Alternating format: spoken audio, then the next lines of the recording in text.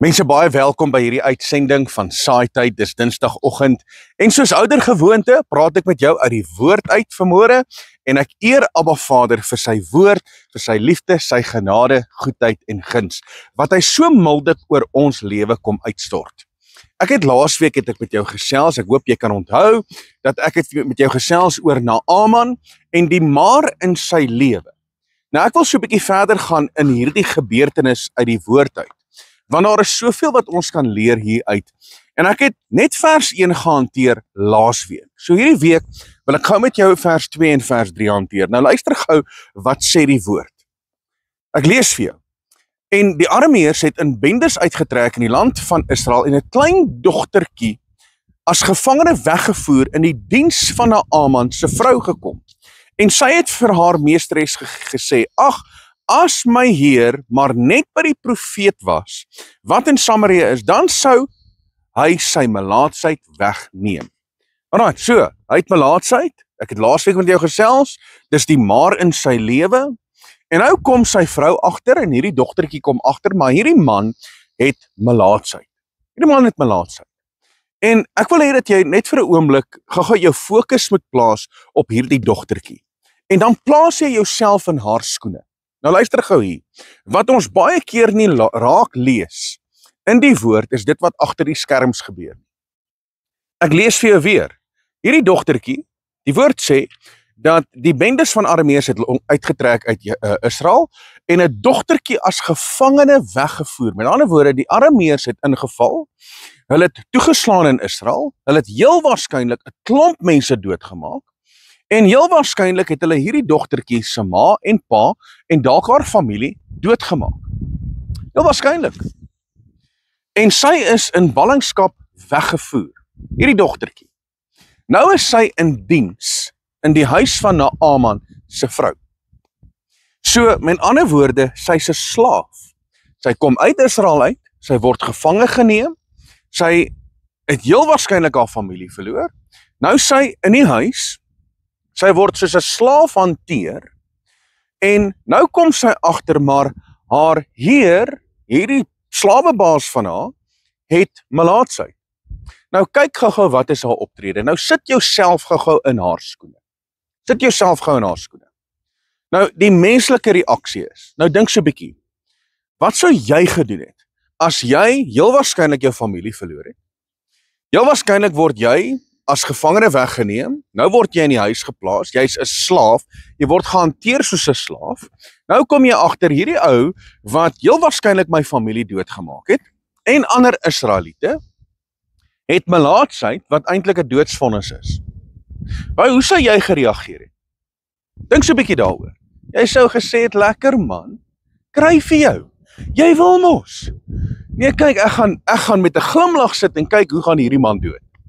Want my familie is dood, ek is weggevoer uit Israel uit, alles wat ek ken, is daarmee heen, ek is nou 'n slaaf, en nou is my slawebaas, nou is hy melaats, so weet jy wat, kry vir jou, kry vir jou.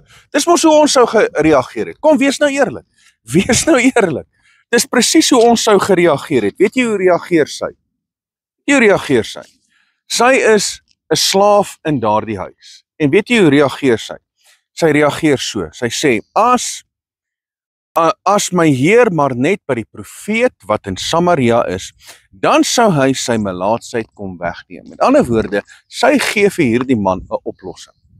Sy wys hom eintlik na Jahwe ons Elohim toe. En toe ek dit lees, toe besef ek, hier het iets plaasgevind by hierdie dogtertjie.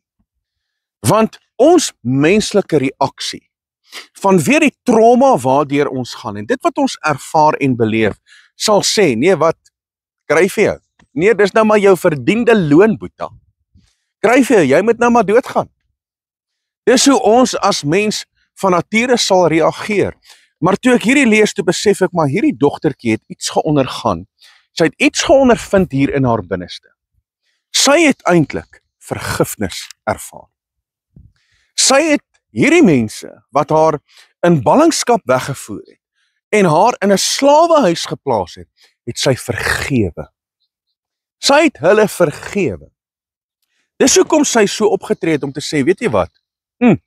ek sien dat jy het melaatsheid. Sy sê vir die vrou, sê, ag, as hierdie man net by die profeet wat in Samaria is, kan uitkom. Met ander woorde, as hy eintlik net by Jahwe ons Elohim kan uitkom. Sy het soveel liefde en vergifnis in haar hart, om daardie persoon te wys na die skepper van hemel en aarde. En wat doen ons wanneer ons seer gekry het? Ons haat, ons verwyd, ons sê sleg, ons kom teen mense, wanneer ons te nagekom word, en ek wil vandag vir jou sê, as ek hierdie lees, dan sien ek 'n dogtertjie, wat so te nagekom is in haar lewe. En sy het net die besluit gemaak, weet jy wat, ek gaan nie 'n slagoffer wees nie. Daar's nie manier nie. Sy het daar besluit gemaak om te sê, ek gaan nie 'n slagoffer wees nie. Ek gaan nie 'n slagoffer wees van my omstandighede nie. Ek vergewe hulle, ek spreek hulle vry, ek beweeg aan, en ek gaan funksioneer met dit wat die lewende God in my geplaas het, my geloof in wie hy is, so ek gaan hierdie man, gaan ek verwys na 'n profeet, 'n man van Jahwe ons Elohim, want ek weet, Jahwe kan hierdie man gesond maak. Jahwe kan hierdie man se lewe verander. En dit is die gesindheid wat ek en jy moet hê. Dis wat moet plaasvind in ons lewe, ongeag jou trauma, ongeag die situasie, ongeag waardeur jy gaan. Jy hoef nie 'n slagoffer te wees van die omstandighede. Jy hoef nie. Jy hoef nie met bitterheid en onvergewensgesindheid te sit nie. Jy kan die keuse maak om te vergewe, net soos wat hierdie dogtertjie vergewe het, om te sê, weet jy wat, as my Heer maar net by die profeet in Samaria kan uitkom. En as jy dit kan doen, gaan jy mense na Yeshua toe lei. As hierdie persoon wat my so te nagekom het, as hy maar net by Yeshua kan uitkom. Weet jy wat, ek vergewe jou, ek spreek jou vry, en weet jy wat, kan ek sommer vir jou bid? Kan ek jou verwys na iemand wat jou kan help? Weet jy wat, wil jy nie sommer Saterdag saam met my kom na die Shabbat samekoms toe nie, sodat jy kan leer wie Yeshua is? Jy sien, dan is daar 'n verandering in ons lewe, want dan is ons nie meer 'n slagoffer nie. So ek en jy kan leer uit hierdie dogtertjie, uit dit wat in haar lewe gebeur het, dit wat in haar binneste gebeur het, want sy het die keuse gemaak, either ek is 'n slagoffer, of ek is meer as 'n oorwinnaar, deur Yeshua ons verlosser en saligmaker, wat die vergifnis in my hart kom bewerkstellig. So weet jy wat, maak jy vandag daai besluit. Maak vandag daai besluit om te sê, ek gaan nie meer langer optree as 'n slagoffer nie. Ek gaan leer uit hierdie dogtertjie se lewe, om te kan release, te let go, te vergewe, en die bitterheid te los, sodat daar 'n vrymaking kan kom in my eie persoonlike lewe, en dan kan ek Jahwe ons Elohim weer opnuut dien, in gees en in waarheid. Halleluja, ek hoop hierdie het vir jou 'n les kom leer. Ek hoop hierdie het so 'n bietjie die woord kom oopmaak, sodat jy kan besef vandag, dat daar is altyd vir jou oorwinning, ongeag wat jou situasies is. Halleluja, van my kant af, Rian Abri, dis 'n voorreg om met jou te kan gesels. Mag jy hierdie dag geniet, wees geseënd, tot volgende keer, Shalom.